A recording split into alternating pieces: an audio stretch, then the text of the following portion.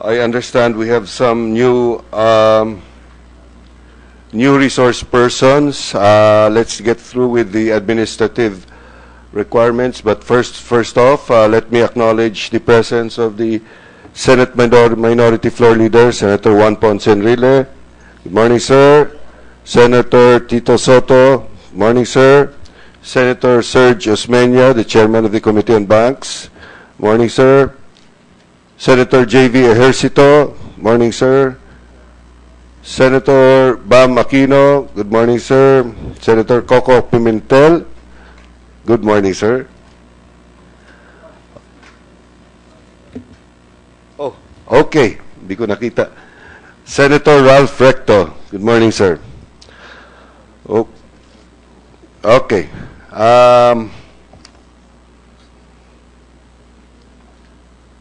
We have some resource persons who are new. I would like the CORSEC, the COMSEC to administer the oath. COMSEC. Could we request all the guests who are appearing for the first time to take their oath, please?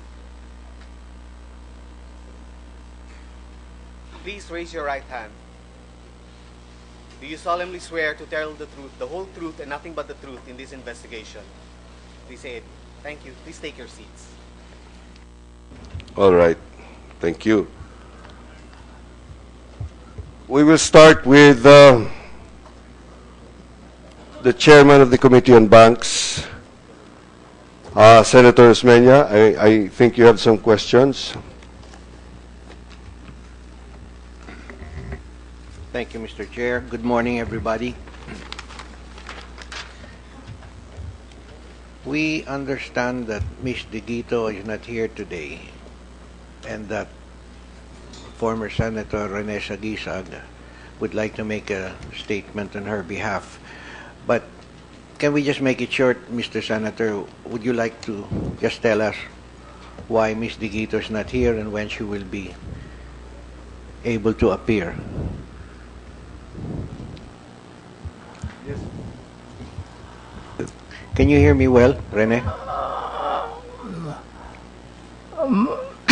Kagalang-galang na tagapangulo at mga kasapi ng lupon ng Lasong Bugaw.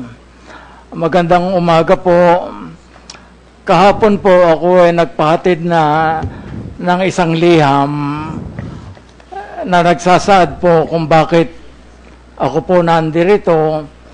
Napakiusapan po over the weekend, Council of Record, Ferdy Topacio at kasama niya na tumayo po ngayon dahil out of the country po to discharge a commitment made earlier. They're just asking kung maaari po a week-long respite and then they'll be ready to continue cooperating as they have done before. Thank you. So, thank you, Mr. Senator. I need not read this po dahil nakakabit na po sa ating But we did record. read it and we would like to thank you. I think the committee would be willing to allow Ms. Digito that respite. But it's not a week-long respite. It's a 2-week-long respite. Kasi isama mo na yung Holy Week. Our last hearing was on March 17. So if you will guarantee that she will be here in the next hearing. Kung mapag-uunlakan po at mapagbibigyan po kami, we'd be more grateful than we can say. So itutuloy po namin ang pagtulong sa lupon to get at the facts, relevant matters. So makakarating po yan sa mga kasama kong manananggol na siya po ang Council of Record ni Maya Digito. All right, I leave it up to my colleagues. I think we could grant that so that after next week, then we can expect Ms. Digito to appear. Our next hearing is on Tuesday.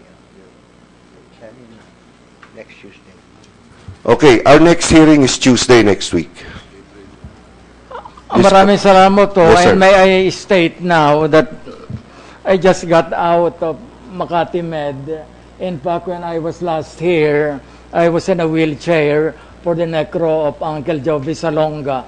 So baka hanggang alauna lang po at wala na po ng kamandag nyo. Maraming salamat po. Okay then. Thank you, Senator Sagisag. May I just make a suggestion? We speak in English because we have foreign observers, and we would like them to be able to understand what's going on. Thank you. Okay, Senator Osmeña, you have the floor. Yes, we also understand that the representatives of RCBC have a request to make. Mr. Tan, Lorenzo Tan, would you like to state that request? Or would Attorney Marcel? May I? Your Honor, in case you would wish to question us on procedures, we would be willing to discuss with you our procedures, but if possible in executive session, just because there are so many security features that we will be discussing, and it would be difficult to discuss without compromising the security of our bank. Of course, we still have our obligation for bank secrecy, even in executive session, but that would be our request, Your Honor. All right. Well, that's that's the decision of the committee to make. But I have some preliminary questions. You brought up again the fact that the bank secrecy law protects the integrity of the individual accounts, correct? Yes, there are several laws, Your Honor, that cover the deposits. Yes. Name those laws. The General Banking Act, you have the AMLA Act, there's the Bank Secrecy Law, All right. and the FCDU Law. There are 4 laws, Your Honor. All right. Now, that's for an account owned by a person, right? Now, we understand that RCBC already has found out that those 4 accounts, or those 5 accounts, including Picaches, don't exist. Those persons don't exist. So therefore, there's nothing to protect. There's nobody to protect. Your Honor, we have actually consulted with our external counsel, and the advice is the wording of the bank secrecy laws covers the deposit itself. So even if the account holder, for example, would be fictitious, first there has to be a court order determining that. But even if the bank secrecy still applies to the deposits, we are very cooperative. We would like to discuss the details, and we are actually sharing what information we have with the AMLC and the BSP. But we are unable to discuss details of specific deposits and accounts unless there's a So waiver, now you're Your not Honor. protecting the person, you're protecting the deposit. No, Your Honor, that's actually what the law says. Will you read the specific I'll get provision them. in the law?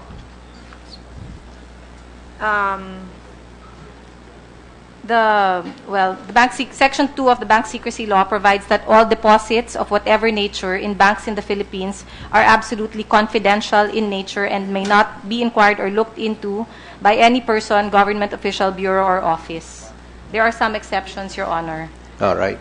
And so that refers to the deposit itself. So The deposit itself. And so if there's, those deposits are the fruits of a robbery, a fraudulent transaction, you're still going to protect those deposits. The law gives the banks an absolute obligation unless there are exceptions. Apart from the knowing, voluntary, and written consent of the depositor, banks may actually be required to divulge information in certain instances like impeachment, for example, bribery, dereliction of duty of public officials. There are specific cases, Your Honor. All right. So in this particular case, if we go into executive session, you'll be able to share those things with the No, committee? Your Honor. We still have our obligations. So in what's the executive plus session. in going to executive session for the committee? Because we have to be transparent with Yes, our Your public, Honor. and all our hearings are open and Yes. open to the public. Your Honor, we have done our best to be transparent to the extent that the law allows us. But especially in cases of dollar accounts, only the written consent of the depositor will allow us to divulge the information. We are mindful of these Now, laws who and is the obligations. depositor in this specific case? Would the depositor be who? You want the consent of the depositor. The depositor does not exist. So, whose consent do we get? Your Honor, even if we would like to, we see the loophole in the law, and we hope that with this hearing, you will be able to address that loophole, because we really are unable to divulge despite the absurd situation. Since these funds, we agree, were stolen from the Bank of Bangladesh, would you not consider Bangladesh Bank the depositor? Your Honor, no. Under the law, that would not be the case, and I don't think that there is definitive proof. So that would therefore, allow you're us saying, to speak. Attorney Marcel, if I steal your money and I deposit it in an account, no one can look into that account to determine whether it was Marcel's money or not. As If to it's- amount, the date it was deposited, wala. If it's a peso account, Your Honor, and there's a court case with respect to that amount, we can discuss it in court. Anong court case? Wala pang court case. But in a Investigation Senate lang. hearing, sir, or an investigation, the law does not allow us to speak about these All right. deposits. We're getting into a debate, but I'd like to know what is the stand here, or what is the personality of the Bank of Bangladesh who owns that money? As far as we are concerned, Your Honor, we do not know if the Bank of Bangladesh is the owner of the funds here. We do You not don't? have any legal The whole world knows that the order. Bank of Yes, Your Bangladesh Honor. was Yes. hacked, Yes, Your Honor. but that this is not their money. Or you don't know that it's their money. As far as the banks are concerned, and given the current laws in place, it is not for the bank to determine if the owner of an amount that was robbed has a right to the account or to the deposits. It's not for the bank, Your Honor. Teka muna. Even if I would want to, we are unable to, Your Honor. Teka muna. Pag hindi natuloy, if the notice from New York had arrived earlier and the funds were not remitted out of Jupiter into somebody else's account, wouldn't you, the bank, have had the obligation to stop payment? If there's a freeze order from a court, Your No, Honor, yes. without a freeze order, don't you use your judgment and stop payment at any point? In general, Your Honor, if it's a request for freeze, the best that the banks could do under the current laws would be to allow the parties, the person questioning the sending of the funds, and the account holder to speak. But the bank itself does not have the rights that it has under a freeze order. So we cannot return the funds unilaterally in that case. That is what the law allows us. We really just Hindi, operate in anong that gagawin framework. ng bangko ninyo? Dumating yung hold order. You got a notice from the Bank of Bangladesh. You got a notice from the Federal Reserve Bank of New York.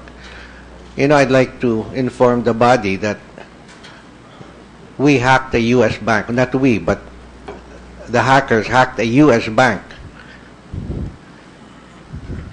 That is why it's now a federal crime. And that's why there's been a bigger hullabaloo because tinamaan ng New York. So, we would like to know from you, what would you have done if you had ample notice? If we have ample notice, in any case, the only rights that are given to us would be to file an STR, a suspicious transactions report.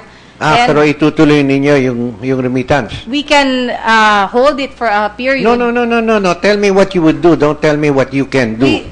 Under the law, we have not been given any right to retain the funds, Your Honor. I'm afraid many bankers would disagree with you, but I guess you're arguing from your point of view, no? No, Your Honor. It would be... Akong bangko,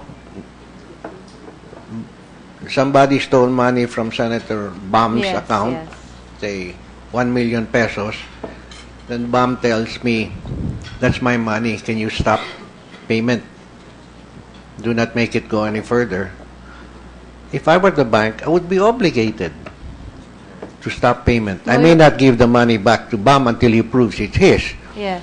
But definitely, I would stop payment. I understand the logic, Your Honor, but unfortunately, the laws do not reflect the rights that you are explaining. It would be, for example, if a supplier sold a tractor to a buyer, and If payment you have order, proof that there is legal transaction, of course you've got we have reason. if there is But proof, if there is no legal transaction, I stole Bam's money and I was just transferring the money to somebody else and I don't have any legal transaction with that somebody, there's no trade, there's no Yes. payment for services, you'd have to question me first. Teka muna. yes, we would slow down In the on the meantime, you would have to processing. stop payment, Yes, right? we would slow All down right. on the processing and make the party speak. But But you may would I finish stop my payment. example? We would slow down. Your No, Honor, don't tell me slow down because I don't know what Effectively, it slow would down have the man. same effect, Your Either Honor. this goes through or this does not go through. Isang pindot lang yan.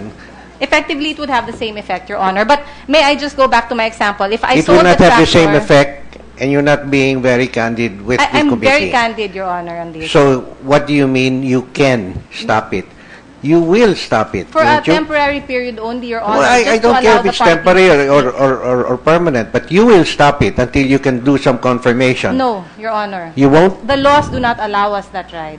And I've I'd like talked to to finish my several example. bankers, top bankers, and they said, yes, they would exercise their discretion and stop it. Your Honor, perhaps you would like to speak with others, but in this hearing, but that is not our reading of the law. And if I may just finish, if I sold the tractor to someone, So and there's a payment RCBC order, is different. You're no, on the Your Honor, different. all banks have the same obligations and rights under the same laws. But I did ask those banks, then and they would stop.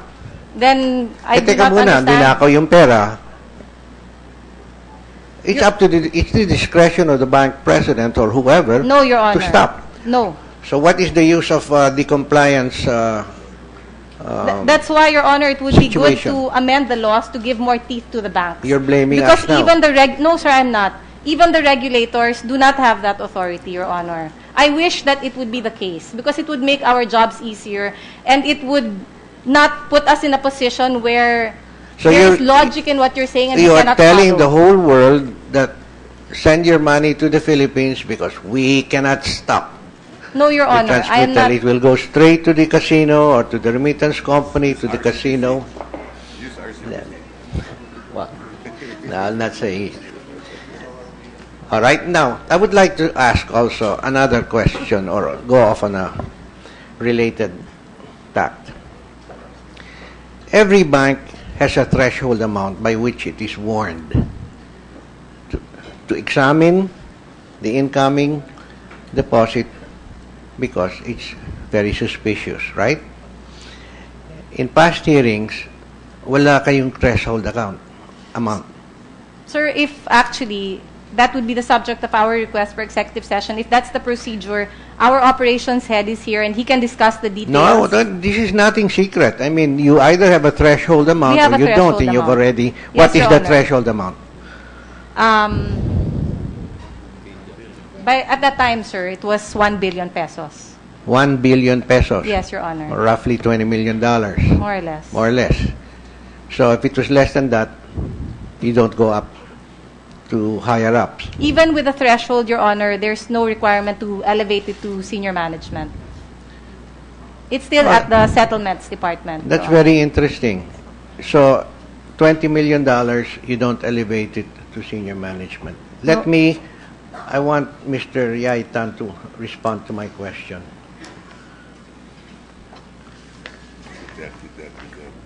Yeah.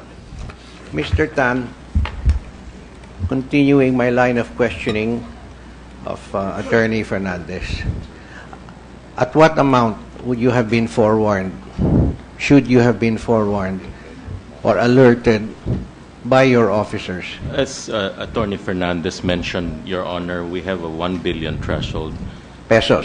Yes, and most CEOs don't hear anymore about these remittances. Like in the case of RCBC, we probably had 50 remittances of 1 billion or more the past 3 years, and we don't hear about these remittances. All right. You know, because most of the time we're either in meetings or out of the country. We only hear about it when there's a problem. And like in this case, you didn't hear about it, so now you have a problem. Well, I found out, when it became an issue. Well, answer my question. You didn't hear about it, and this became a problem. I thought compliance rules meant for you to be adequately forewarned. No, sir. They raised the issue to me, but, after the funds have left already. Yeah, but if you had gotten the issue raised before the funds had left, I will still rely on the inputs from our compliance and our legal department on what we can do, sir. that doesn't answer my question. What would you do? Well, You will pass the decision to them. Well, we always base our decisions, sir, based on what we can do under the law and our existing policies. Well, Attorney Fernandez just said that you wouldn't stop it because you're not allowed to stop it under the law. That's right, sir. All right. Yeah. Would you have picked up the phone and called the central bank governor instead and said, I got a problem? You're not allowed secrecy. Well, under bank secrecy, our obligation, sir, is, to file the appropriate STR report and let the AMLC deal with the. That means a few days delay, like in this case. It took Well, you several days to file the suspicious Under transaction AMLC report. policies, sir, you're given 10 days to submit the That's right. STR report. That's right. And under And by that time, the regulations- money is long gone, Yes, that's the. as we saw now. Yeah. But I'd like to know, based on the practices of RCBC, at what point would you have been alarmed? At what point would your officers have had to go up to the CEO and say, boss, I think you really have to take a look at this? Well, What would that amount be? it's probably when instincts kick in, sir. I don't think it's the amount. They go to us for a business decision from time to time. Well, in But- this case, Mr. Tan, you had 4 accounts, received dormant accounts, absolutely no economic activity, $6 million, $20 million, $25 million, $30 million, totaling $81 million, and they did not go to you and say, Chief, these 4 accounts, all dormant, suddenly received this 1 billion pesos average each. No, sir, they did not go to Okay. me. Because Should they have gone to you? No, we have existing Miss Marcel, sorry. we have existing policies and controls, Your Honor, and as CEO, you assume that their responsibilities are being done. all right. Now, supposing $100 million each had been deposited into the account, they would not have gone to you? I think in that case, they would have gone to me. I mean, it's like the difference between lending a 50 million clean loan versus a billion clean loan. Instincts come in. Ayan. So, meron kang threshold amount. I'm trying to determine what's the threshold amount. You said it's about $22 million. And so, if you had 100 anonymous fake accounts and they each received $22 million or less, it doesn't come to the CEO's attention. That's why my opinion, Your Honor, thresholds can only give you, a protection at a certain point, because people will find out what your threshold is, and then they will remit below that. I mean, that happened when we started filtering OFW remittances. The limit was 10,000, so some people were remitting 9,000, 10 times or 40 times, right? That's right. I think what will really But we're not talking about $10,000 here. what will really catch, dirty money would be, having intelligent systems in your bank, like what you have in global banks today. I mean, even if you have, modern software, you still need instincts to kick in. Your compliance people, your operations people, your sales people, they all have to use their judgment. If all the other banks have threshold amounts of $1 million, $2.5 million, maximum $5 million, yours was at $22 million, you are way out of line vis-a-vis your other peers Your in Honor, the I banking think- community? I think it depends on the size of your bank. Our total assets as of year end was 530 billion pesos. So, I think 1 billion was a reasonable amount at that time. Now, because of this Mr. experience, Tan, the banks I talked to were all much bigger than RCBC. And they all had threshold amounts of that. 1 million, 2.5 million.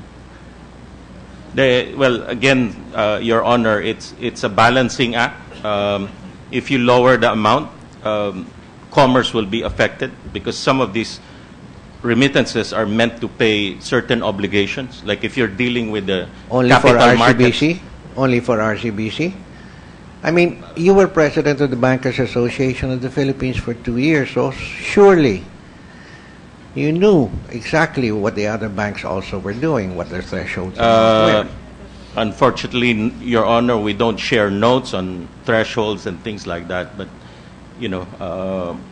some banks have similar systems. Wouldn't the AMLA compliance been one of your concerns as president of the Bankers Association of the Philippines? Yes, sir. Yes, sir. And I think RCBC was compliant with AMLA policies. I think what happened here is, some judgment error from the people, on the ground, right?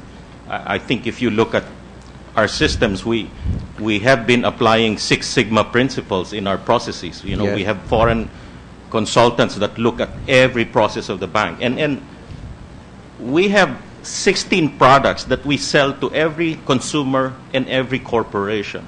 Remittance is just one of 16, Your Honor. Mm-hmm. I mean, banks have 1,000 processes. If you decide to change the whole kitchen of a bank, you have to go through 1,000 processes, right? And this is one of them. I think what happened here is, we had the IT controls, the human controls, but unfortunately it failed in the end, in the execution. And it would fail again because as Attorney Fernandez responded, he wouldn't stop the transaction from this going experience is, we have made changes to our present system to prevent this from happening again. And if you ask my opinion, Your Honor, I mean, it can happen again. Philippine banks have to upgrade to cognitive systems. We have to look at our employee behavior, what time they go in, what time they go out, what they do outside. We have to look at transaction behavior. Only computers can do that. Because if you have a bank and you envision to have 20 million, 40 million customers times X number of transactions per second, there's no way you can have human intervention along the way. You must combine people and IT. The other banks have human intervention.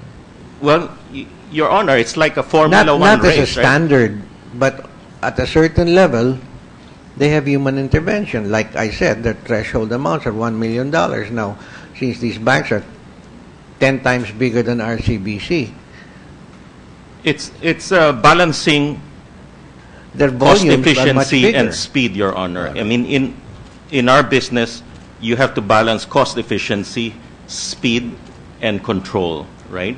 I mean, the global banks, they were hit with Bernie Madoff. 4 years they were in the books of the largest U.S. bank, right? Yes.